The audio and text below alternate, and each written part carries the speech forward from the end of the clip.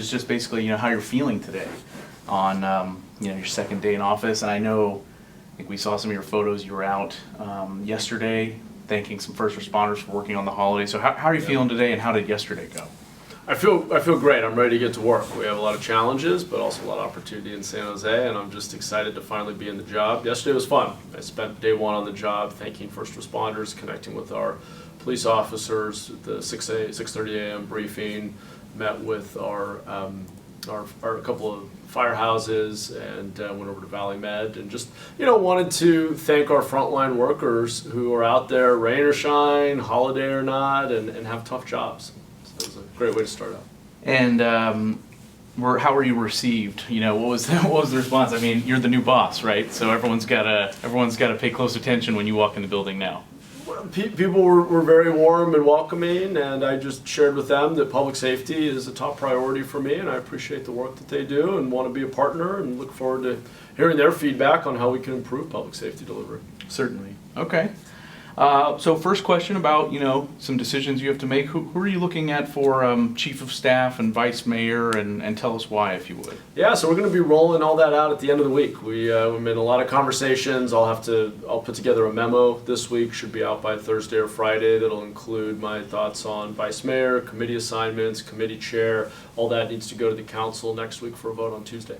What kind of things are you considering? Maybe you don't have to reveal who you have in mind just yet, but what kind of qualifications, experience, what are you looking for in those roles? Well, for vice mayor specifically, I want to find someone who will help me bring the council together and lead through collaboration and consensus as much as possible. Now, I know that we are not always going to all agree on how to tackle each of the issues, but I think the community was very clear in the election that they want to see action on homelessness, blight, crime, affordable housing. I think the priorities are extremely clear. And all I want to see is that we act with urgency. We're willing to try new solutions and break from the status quo. And I want to find a vice mayor who is ready to lead with me and to help bring the council together and be pragmatic. I mean, the key to me is not getting stuck in ideological silos. I just want us to implement what works. If the things we're implementing aren't moving the needle, then we should change what we're doing. Sure, yeah, you've emphasized a lot results-based, right. Governing. So let's talk about those first 100 days. It's often a measurement of leaders in cities, states, countries. What's your biggest priority in your first 100 days? What is it that you absolutely want to get done, and why? And any other major initiatives you want to mention, that's fine too.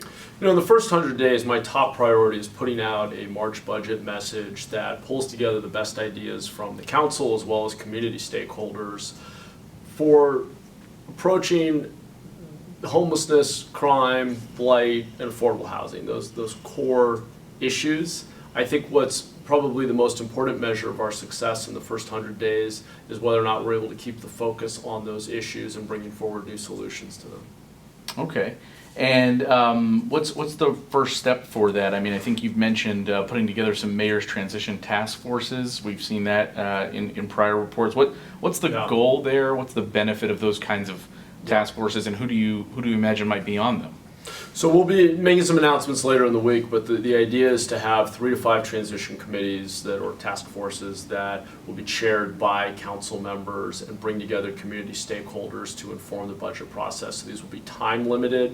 We're going to try to bring together the best and brightest from different corners of the city to weigh in on what we can do in the short run through the budget message, but basically over the next year as we fund those priorities to move the needle in a tangible way on homelessness, crime, public safety, affordable housing. How much influence do you plan on having over the transition teams that you're talking about establishing? Because obviously you have some stated throughout your campaign, through your 2 years on council, some priorities and some opinions and views on how things should be done.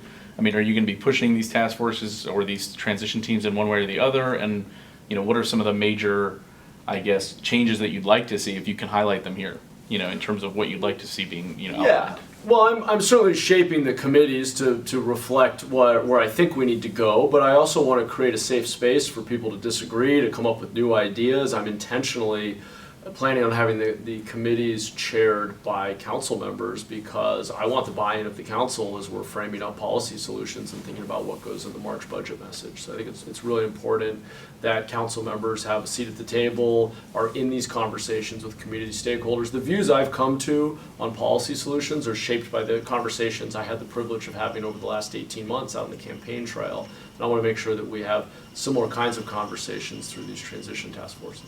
Okay. And I imagine they'll include some residents as well, in addition to council members? Absolutely. Okay. So the council members will chair or co-chair them, and then we will have community leaders from across the city participate. Okay, great.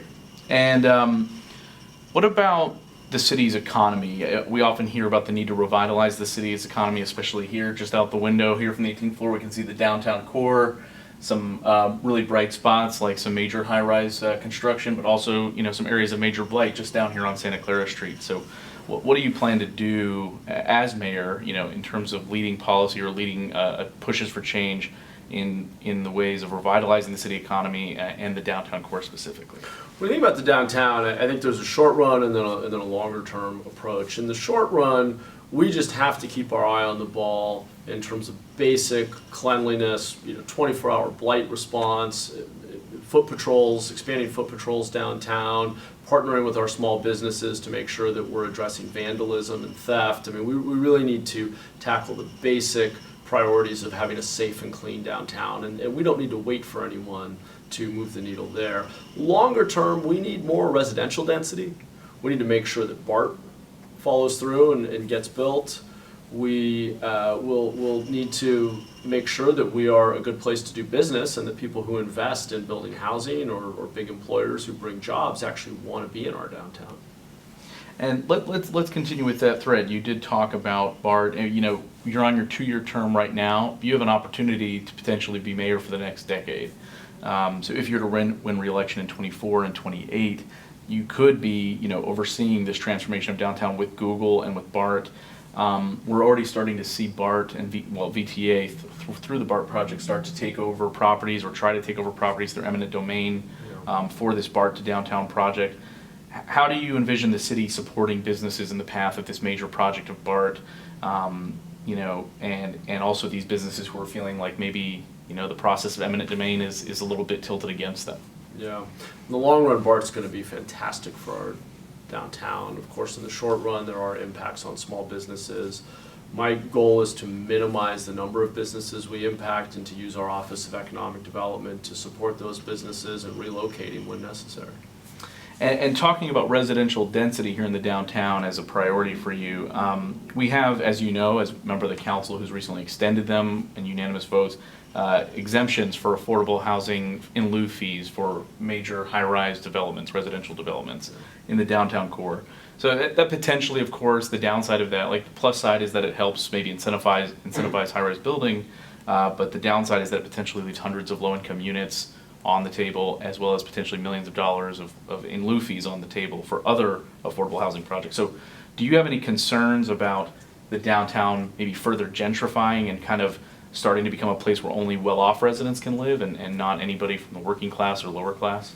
Not at this time, because the real challenge is we aren't getting much residential built. So it's nice to have on paper an inclusionary requirement, but if we aren't building many apartment buildings, in fact, the last one that went up across the street here, Miro, broke ground 5 years ago. We haven't had a high-rise development break ground in 5 years in our downtown. And so our primary problem is a supply problem. I understand when people criticize luxury condos as not being accessible to everyone, but the truth is we need enough housing for each person who's working in our local economy. And each of those units for someone who's maybe working in tech at a higher income level means that that's one more person who can find housing at a price point they can afford, and one less person downstream in the housing market who's bidding up the prices of more naturally occurring affordable housing. So fundamentally, we have a supply and demand problem. We need a lot more units. If we were building a lot of units downtown, there was strong market demand, we were seeing projects get financed, I would be very willing to think differently about that high-rise exemption. But the truth is, even with the exemption, most of the residential developers are having a very hard time getting project financing. So I would say it's kind of, at this point, table stakes just because of the economics. I mean, our cost stack is just too high relative to what we can command in rents on the other side. When you factor in the cost of land, labor, materials, various city fees, the carrying cost on the land, it's so high on the order of, let's call it $700,000 a unit, that it's pretty hard to build for anybody else in the market right now. And that's something that, we need to do everything we can to keep the costs down so that we can encourage more home building to happen in places where we want it, like downtown. Certainly, yeah, and the city has entitled several high-rise towers just in the past few More than months. several. Yeah. Well, in the past few months, you're Yeah. right. I mean, over the years, we've entitled over a couple dozen high-rise developments downtown. As you probably know, we have nearly 8,000 residential units entitled in our urban core that have not moved forward for years because the projects simply can't get financing. Sure. And certainly the pandemic impacted some of that, so we're coming out of that. We'll see how it plays out. So it sounds like what you're saying is for now, you're happy to see market rate be one of the more exclusive types of building here in the downtown, so long as it starts coming out of the ground. And then later, if those indicators remain strong, you might consider looking at ways to encourage more affordable units here. We need more units. Fundamentally, we have a supply and demand problem. We need units. We're not building a lot of residential in downtown, which means we are all worse off. I would also note, though, that I don't think market rate is by definition exclusive. Historically, most of the affordable housing in California was built as market rate housing that aged into affordability over time. The vast, vast majority of it. It is our, frankly, narrow-mindedness that has led us to say, well, these market rate apartments are not really what we want because not everyone can afford them, that has led to an undersupply that means that we actually have less of a pipeline of affordable housing just in terms of that housing stock that's aging into affordability, which is historically how most of our affordable housing came to be in the first place. So I go back to this fundamental point that we have a huge lack of supply relative to growth in jobs and growth in population. And until we're willing to add supply at any price point, all of the above, but particularly where it can actually get the financing to be built, we're going to continue to have this problem of a lack of affordable housing.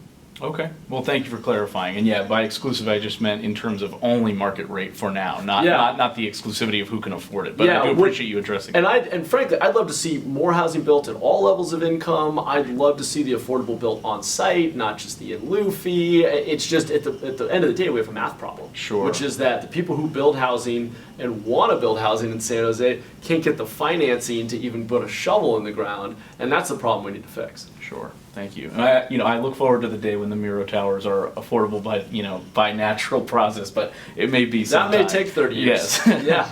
Yeah. So let me ask you, let's just stay on the topic of affordable housing. It's such an important issue in San Jose, but of course the Bay Area, it's not the only city struggling to meet RHNA goals, right, set by the state and regional governments like ABAG. The city is looking at a RHNA goal of 62,200. I'm sure you're well familiar Yep. from 2023, which just started, all the way through 2031, which could be well within your tenure. Nearly 24,000 of those homes are supposed to be for very low income and low income earners. This is the category of housing that San Jose has struggled with the most in terms of trying to meet goals. We're talking single digit percentages in some of those, 13% in others. How do you plan to help the city meet these goals writ large? We don't have to just focus on the downtown. Well, look, at the end of the day, this is just a math problem. The amount of affordable housing we can build is driven by a couple of very basic features here. One is how much market rate are we building, and particularly because of the downtown high-rise exemption, how much market rate housing are we building outside of the downtown core, which generates the capacity for affordable, and then what funding sources do we have for affordable housing from city, county, and state. And one of the big questions we'll have as we look ahead this year at the state level is how much funding will be available for affordable housing. As you know, with the demise of redevelopment nearly a decade ago, we lost a very significant form of financing for affordable housing, and we hope that, I certainly hope that the state continues to make a commitment to funding affordable housing. Okay.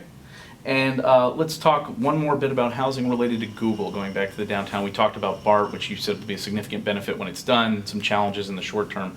Google has, some large plans in mind. There's been a lot of public debate about this. A lot of this has been settled now about how this might shape up. But, what kind of oversight do you kind of intend to have on that project in order to, ensure that residents as well as businesses are going to be able to benefit from this major tech company, moving its presence much more strongly to San Jose?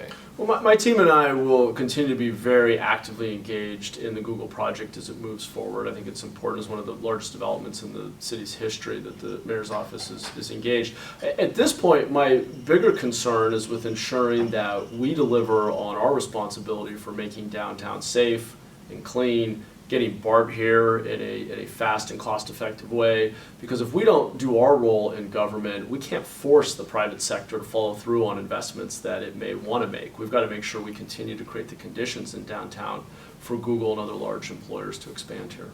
Okay.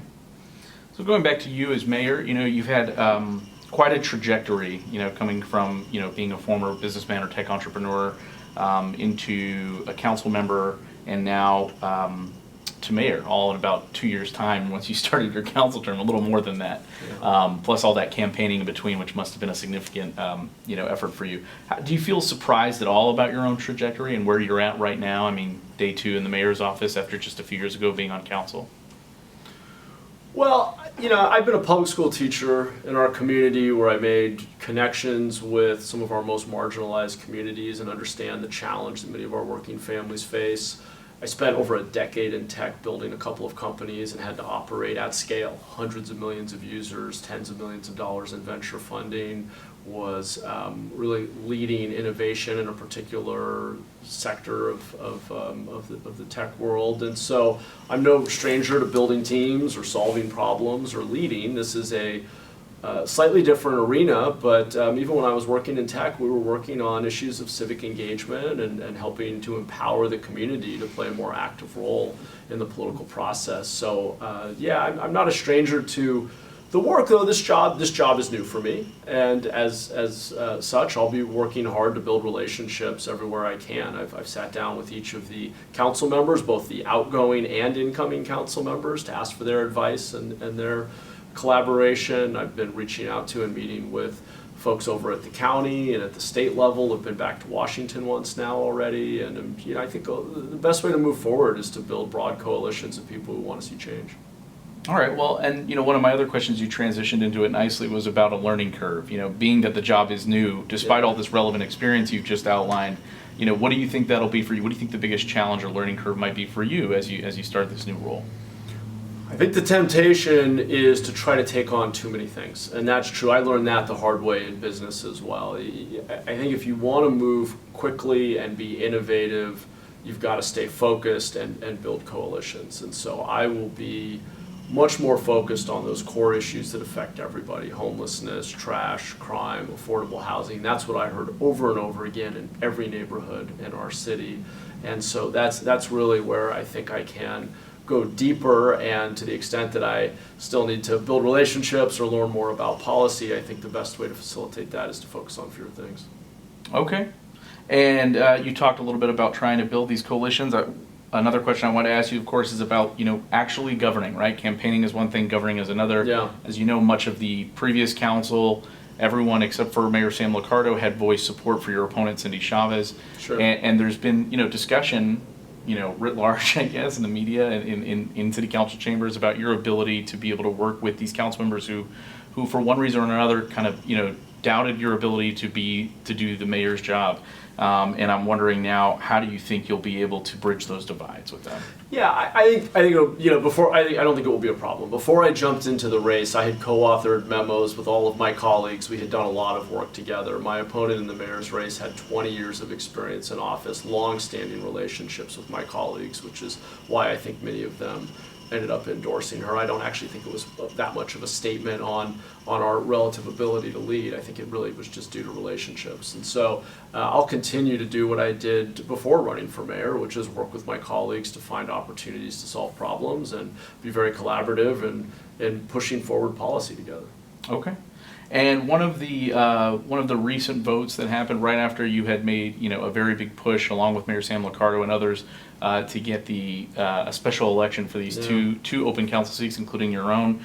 Obviously the council went a different direction. How do you think you as mayor can ensure that people's voices are heard throughout this appointment process, which is for some been the thing they wanted to see, and others has raised concerns about deals to get a favored person in the role or something like that. Yeah, I think the council made a mistake, and while I would like to see the council reconsider it, we have an appointment process for now, and that's likely to be how we move forward. I'll be doing everything I can to make sure the community is kept in the loop on the steps in the process. So I've been encouraging folks to apply to the role.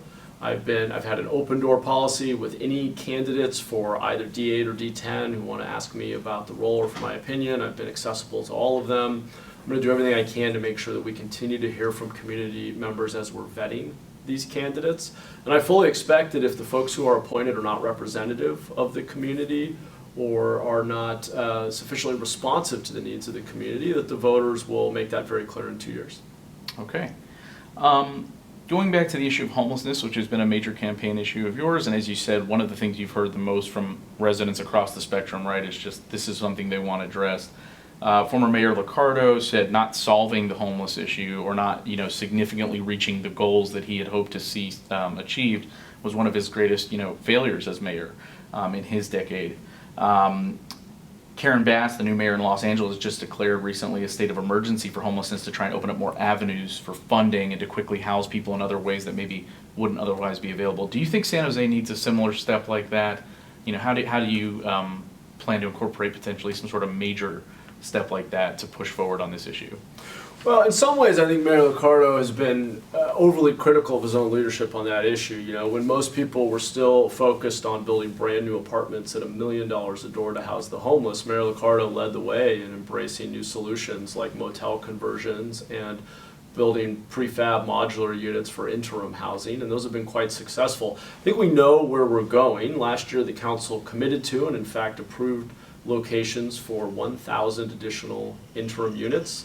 That, when built out, will house probably more like 1,500 people who are currently living on our streets. My job right now is to make sure that we follow through on building those units as quickly and cost effectively as possible.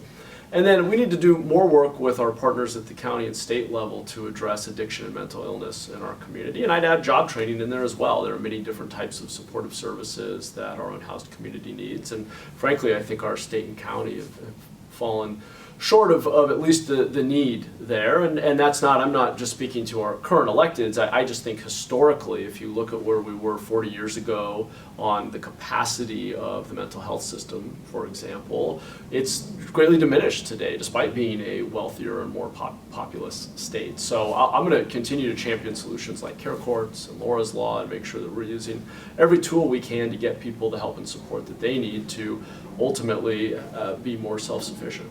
Do you think we need to go as far as just like reopening or establishing new mental health care facilities like those that were shuttered 30, 40 years ago? I think whatever facilities we open will look different than the ones we had 40 years ago, but there is no doubt that we need to expand capacity, and we're seeing this call across the country. And you saw Mayor Adams in New York just speaking to this a few weeks ago. 40 years ago, the country had 500,000 psychiatric beds with a far smaller population. Today we have about 35,000. We have a fraction of the inpatient placements. And I think there were abuses of the system historically, which is one of the reasons there was a push to defund the mental health hospital system, but we now see what a tragic decision that was. I think in retrospect we should have reformed the mental health hospital system, made it more humane, more rehabilitative, made sure that there were more checks and balances and oversight.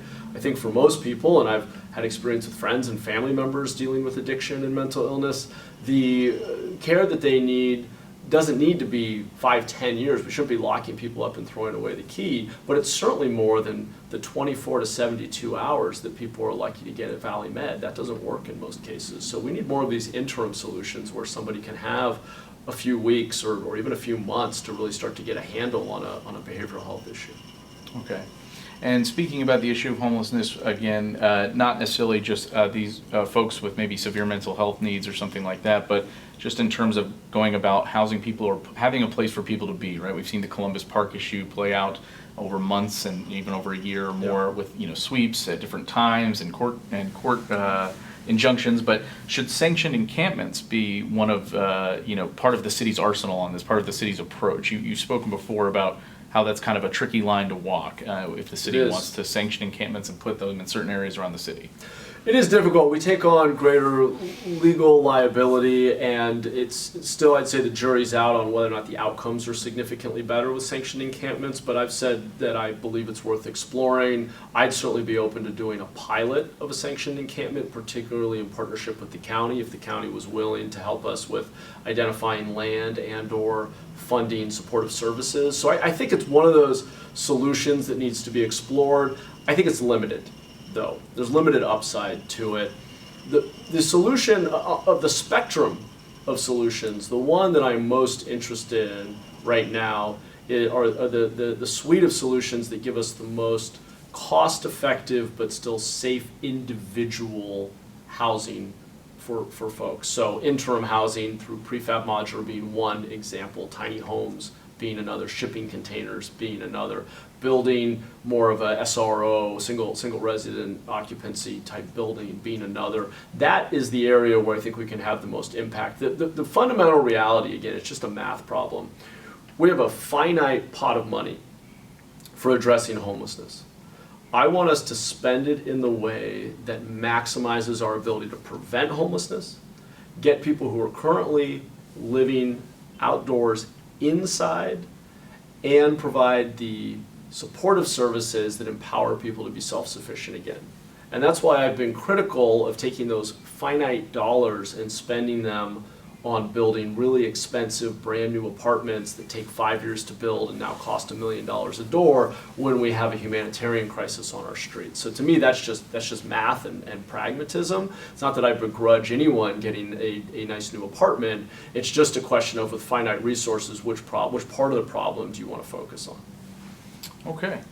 And in terms of goals and metrics for measuring success, Yeah. you've talked about that a lot, right? Results-based. Absolutely. And you've even mentioned, of course, maybe limiting pay raises for senior staff and elected officials.